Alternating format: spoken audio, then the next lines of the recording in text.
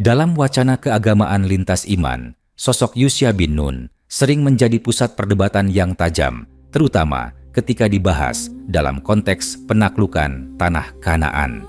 Dalam tradisi Kristen dan Yahudi, Yusya digambarkan sebagai tokoh militer yang memimpin peperangan besar melawan penduduk asli Kanaan, bahkan dituduh sebagai sosok yang membinasakan dan membantai bangsa tersebut secara total. Gambaran ini kemudian sering digunakan oleh para pengkritik Islam untuk menyerang konsep kenabian dan mengaitkannya dengan kekerasan. Namun, para ilmuwan Muslim sejak dahulu telah memberikan bantahan keras dan sistematis terhadap narasi tersebut dengan pendekatan teologis historis dan moral yang mendalam. Dalam tradisi Kristen terutama yang bersumber dari Perjanjian Lama, Yusya digambarkan sebagai penerus Musa yang memimpin Bani Israel memasuki tanah yang dijanjikan Tuhan. Kitab Yusya memuat kisah jatuhnya kota Yerikho dan penaklukan wilayah Kanaan dengan bahasa yang sangat keras seperti pemusnahan total terhadap laki-laki, perempuan, anak-anak, bahkan hewan. Narasi ini sering dipahami secara literal oleh sebagian kalangan Kristen sehingga melahirkan kesan bahwa Yusya adalah figur yang melakukan genosida atas perintah Tuhan. Dalam pandangan Yahudi, gambaran serupa juga muncul, bahkan lebih tegas, karena Yusya diposisikan sebagai panglima suci yang melaksanakan perintah ilahi untuk membersihkan tanah Kanaan dari bangsa-bangsa yang dianggap kafir dan rusak secara moral. Para ilmuwan Muslim menolak keras pemahaman literal dan ekstrim tersebut karena bertentangan dengan prinsip dasar kenabian dalam Islam. Dalam Islam, para nabi adalah sosok pilihan Tuhan yang membawa petunjuk rahmat dan keadilan, bukan pembantai tanpa belas kasih. Al-Quran tidak pernah menyebut Yusya sebagai pelaku pembinasaan massal terhadap suatu bangsa. Bahkan Al-Quran sama sekali tidak memuat kisah penaklukan Kanaan dengan narasi kekerasan ekstrem sebagaimana terdapat dalam teks Ibrani. Ini menjadi titik kritis yang ditekankan para ulama bahwa sumber kisah tersebut adalah riwayat Bani Israel yang telah mengalami distorsi penambahan dan penafsiran ideologis. Ibnu Katsir dalam karya sejarah kenabiannya menegaskan bahwa kisah-kisah yang bersumber dari tradisi Yahudi harus disaring dengan kaidah Al-Quran dan Sunnah. Jika bertentangan, maka wajib ditolak. Menurut beliau, tidak mungkin seorang nabi diperintahkan untuk membantai anak-anak dan orang lemah, karena hal tersebut bertentangan dengan keadilan Tuhan.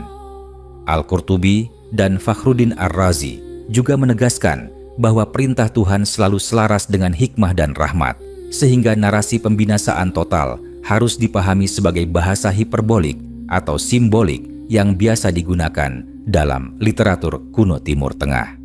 Para pemikir Muslim kontemporer juga mengkritik keras penggunaan kisah Yusya untuk membenarkan kekerasan.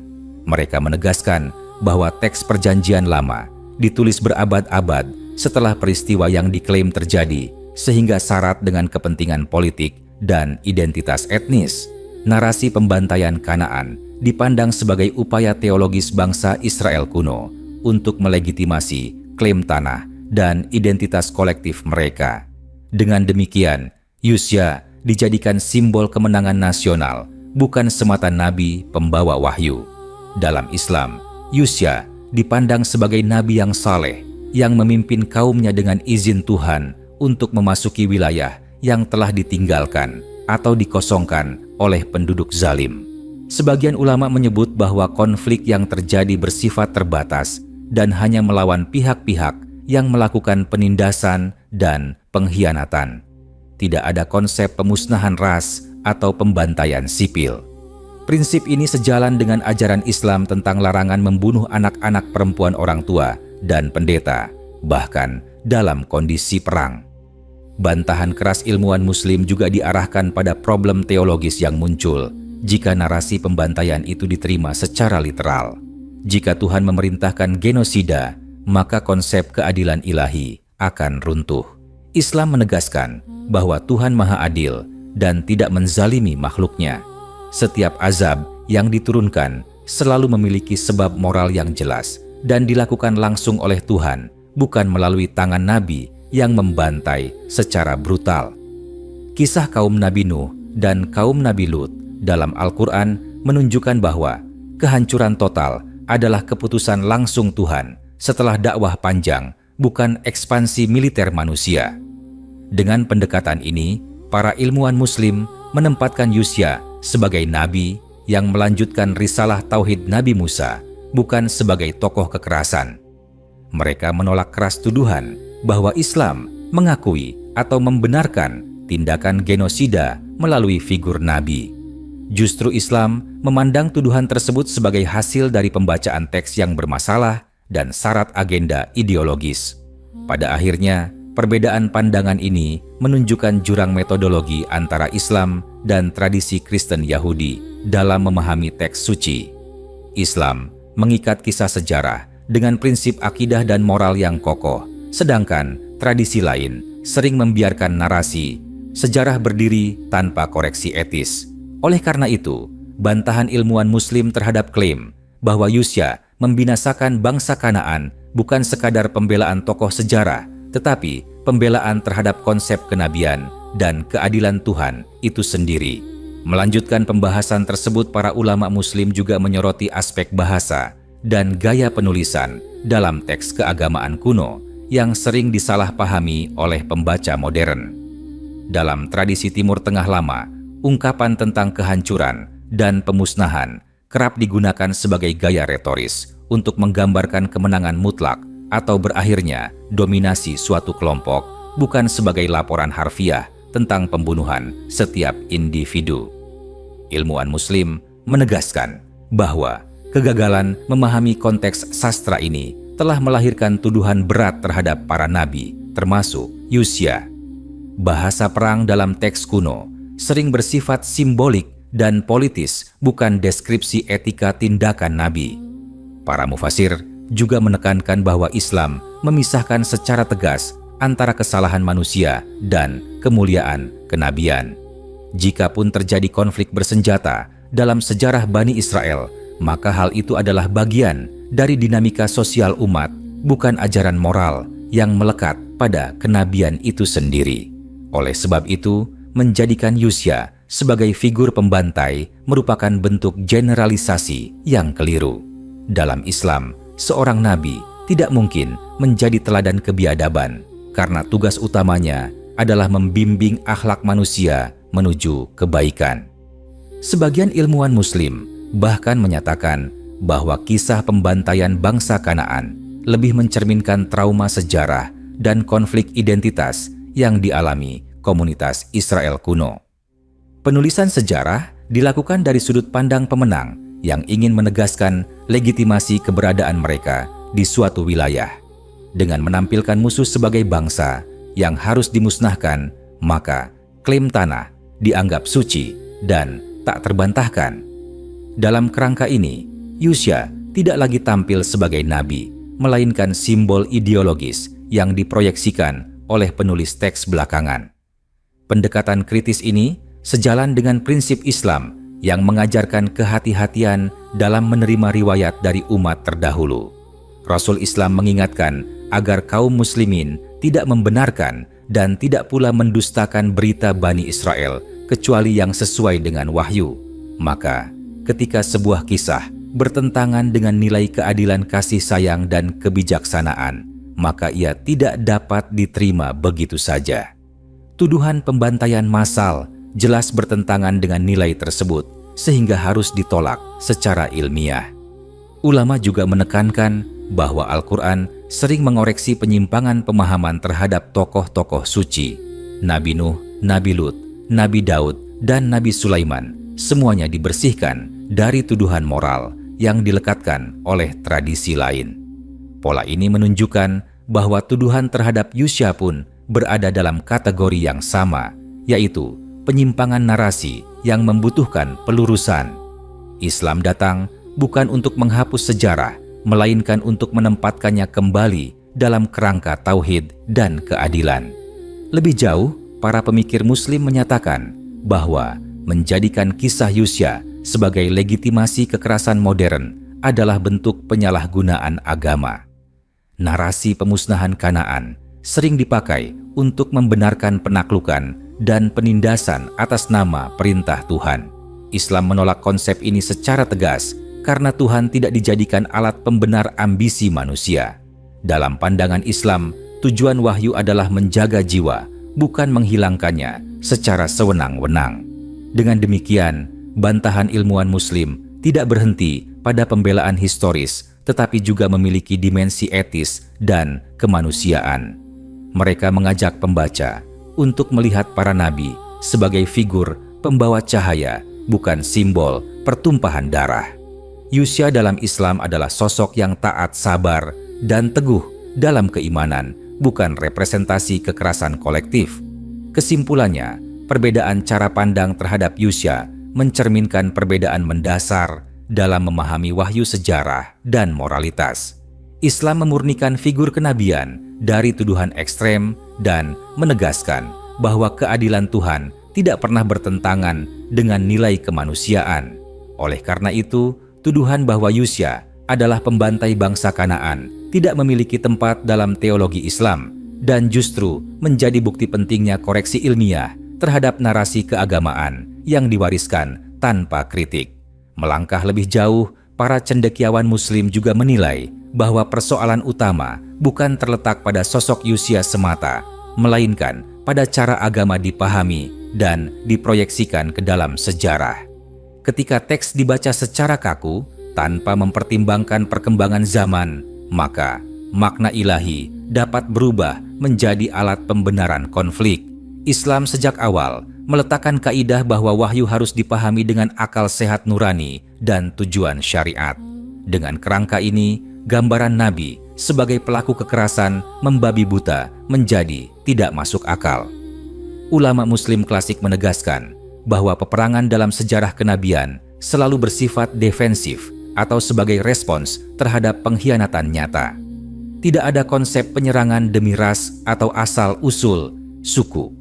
Jika sebuah kaum dilawan, maka sebabnya adalah kezaliman yang terus-menerus, bukan identitas mereka.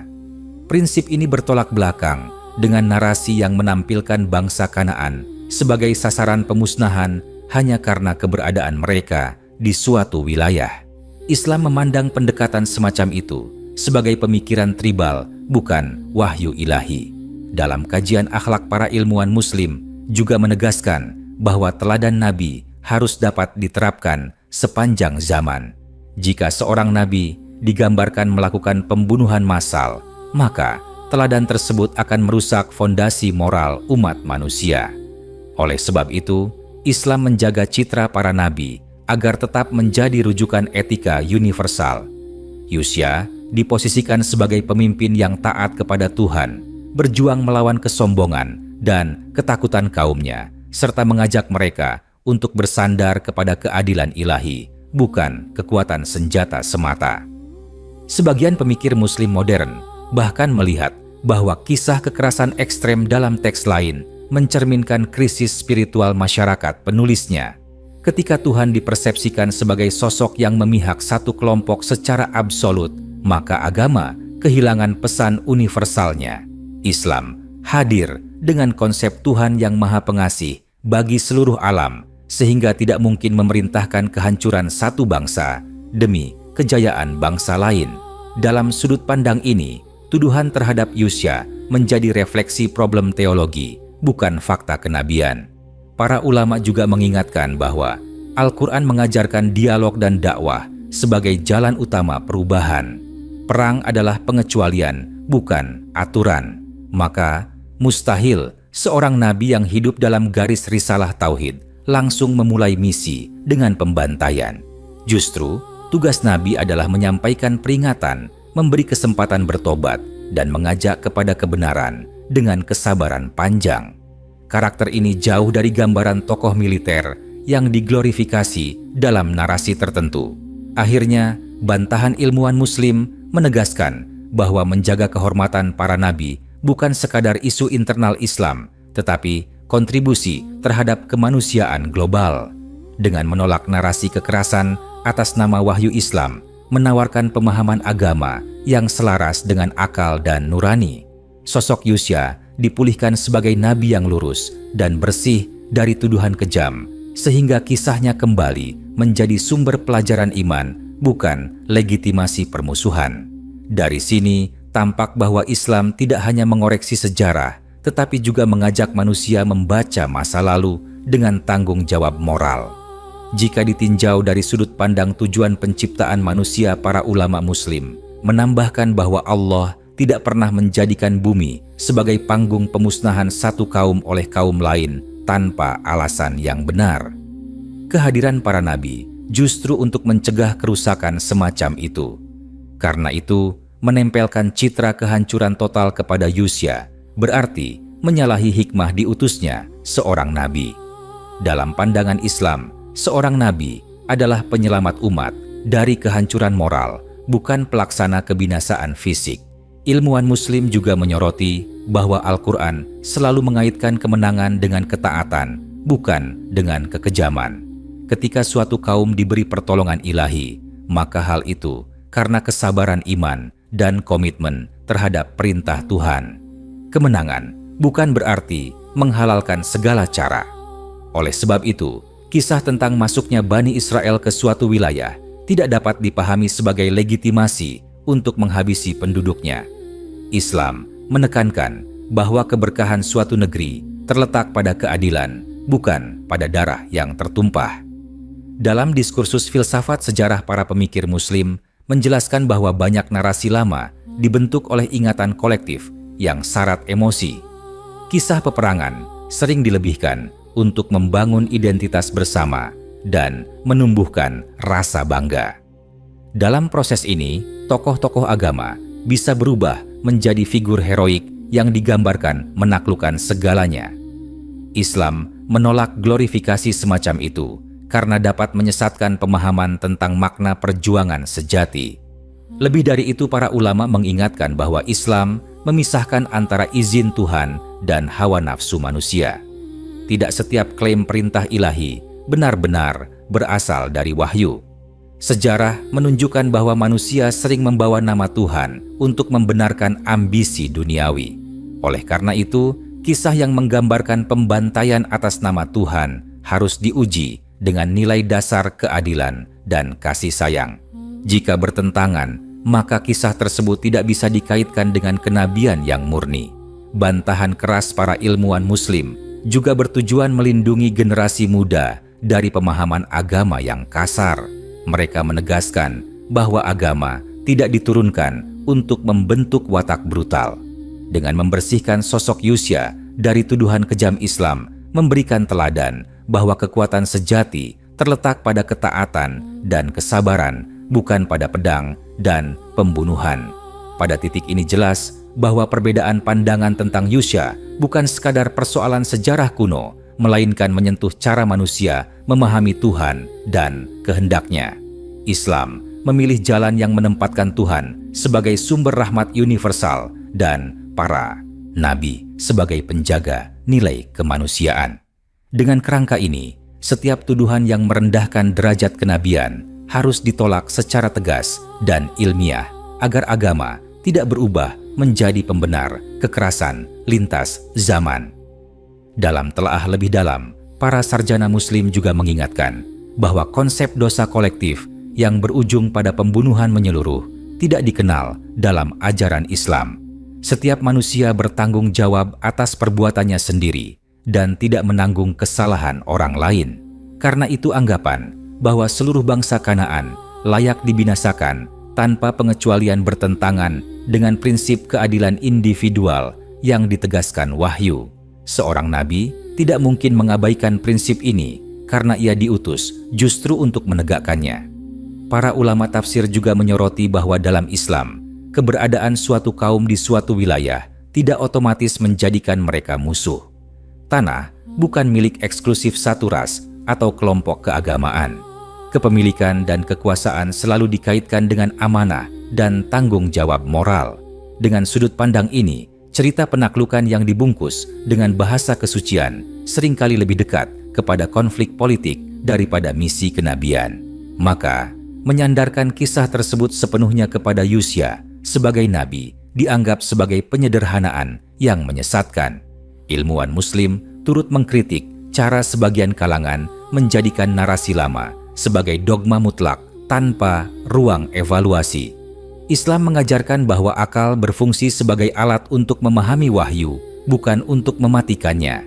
Jika suatu kisah melahirkan kesimpulan yang merusak akhlak dan logika, maka kisah itu harus ditinjau ulang. Dalam konteks ini, tuduhan bahwa Yusya memimpin pembantaian luas dipandang sebagai hasil pembacaan yang tidak kritis terhadap teks warisan. Dalam ranah pendidikan Islam, penjelasan tentang Yusya selalu diarahkan pada keteguhan iman dan keberanian spiritual. Ia digambarkan sebagai figur yang mendorong kaumnya agar tidak takut selain kepada Tuhan dan tidak gentar menghadapi kesulitan. Fokus ini sangat berbeda dengan narasi yang menonjolkan kekerasan fisik. Perbedaan fokus tersebut menunjukkan perbedaan tujuan pengajaran. Islam ingin membentuk manusia beriman yang berakhlak, sedangkan glorifikasi perang cenderung melahirkan mental dominasi. Para pemikir Muslim juga mengingatkan bahwa sejarah umat manusia penuh dengan tragedi yang sering dibungkus bahasa agama. Oleh karena itu, memurnikan figur Nabi dari tuduhan kejam adalah langkah penting agar agama tidak disalahgunakan. Dengan membersihkan nama Yusya Islam, sekaligus menegaskan bahwa wahyu tidak pernah berdiri di pihak penindasan. Setiap upaya mengaitkan Nabi dengan kekejaman justru mencerminkan kegagalan manusia menjaga pesan suci. Akhirnya, bantahan terhadap klaim pembantaian bangsa Kanaan bukan sekadar perdebatan teologis, tetapi juga seruan moral. Islam mengajak manusia membaca sejarah dengan hati nurani dan tanggung jawab. Sosok Yusya ditempatkan sebagai nabi yang mengajarkan keberanian iman dan kepatuhan kepada Tuhan, bukan simbol kekerasan. Dengan pemahaman ini, kisah para nabi kembali menjadi sumber inspirasi spiritual, bukan bahan pembenaran permusuhan yang diwariskan lintas generasi.